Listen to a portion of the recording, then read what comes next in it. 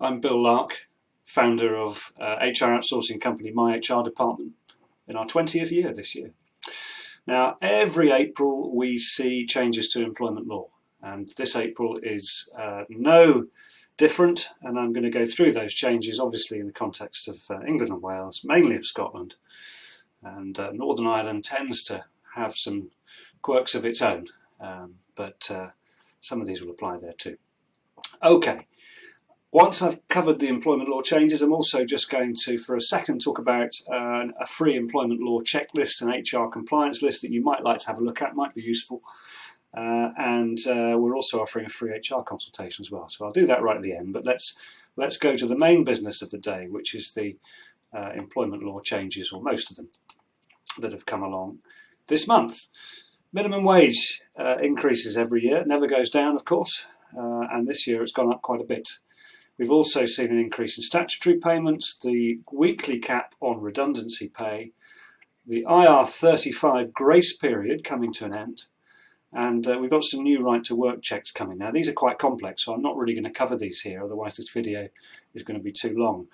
And I'm not going to cover IR35 in massive detail either, but what I will say, just so we have covered it in some level, is that IR35 is the legislation under which HMRC decides whether someone working under a self-employed contract should in fact be classed as an employee or a worker for tax purposes.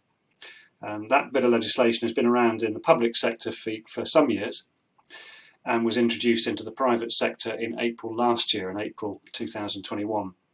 Now, what HMRC said when they introduced it to the private sector was that they would not be too heavy-handed with fines and penalties and so forth if it's found that people working under self-employed contracts were in fact workers or employees. Now that period's come to an end.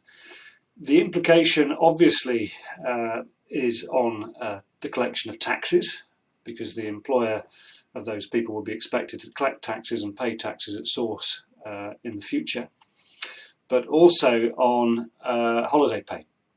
So if someone is working under a self-employed contract and is in fact found to be a worker, or an off-payroll worker is the new term that's been invented, then they could potentially claim back holiday pay over some period of time. Okay, let's get on to the stuff that I do intend to cover. So national minimum wage are going up from April to the full rate, £9.50 an hour. For those 23 and over, and that's called the national living wage. The national minimum wage, which are the rates that are set below that, £9.18 per hour for 21 and 22-year-olds, 18, 19 and 20-year-olds it's £6.83, if you're under 18 it's £4.81, and the apprentice rate is also £4.81.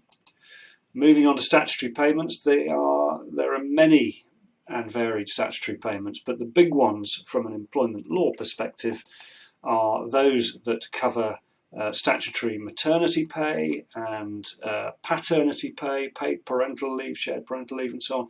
So that rate is going up to £156.66, and the statutory sick pay rate, the other big one in employment terms, is on its way up to £99.35, just short of £100 a week.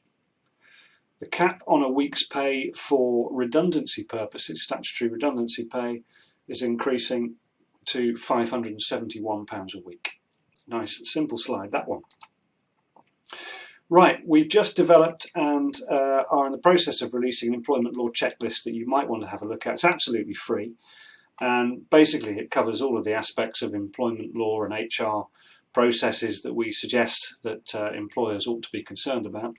So it covers the recruitment and offer period, contracts of employment, HR laws and key processes, and also a section on health and safety. So if you want to check that you're actually complying with the main parts of all of these things, then you might want to get hold of a copy of our employment law checklist. It's a very simple thing just to walk through, and you'll see very quickly if you've got any gaps against the major areas.